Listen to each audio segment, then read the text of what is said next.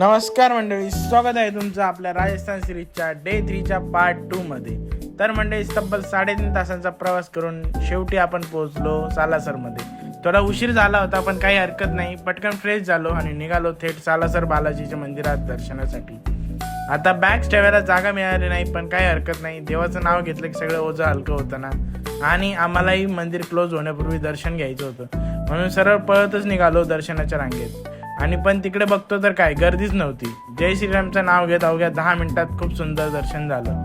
पण दर्शन झालं आणि बाहेर येऊन बघतो तर काय पुरासारखा पाऊस. मग आम्ही भिजतच पुढचा रस्ता धरला अंजनी माताच्या दर्शनासाठी. आता इतक्या भटकंतीनंतर भूक लागणारच ना. तेवढ्याच समोर दिसला भंडारा म्हटलं की आपण मागे राहत नसतो. थोडी लाईन होती, पण काय फरक पडतोय. ताट घेतलं, चमचा घेतला आणि बसलो पंक्ती. वरण भात भाजी पोळी, काय सांगू, खूप छान प्रसाद खाल्ला. जेवून बाहेर आलो, थोडं बसलो आणि मग पुन्हा सुरू केला आपला पुढचा प्रवास. तर भेटूया पुढच्या भागात अजून एका नव्या ठिकाणासोबत आणि नव्या गोष्टीसह. तोपर्यंत जय श्रीराम.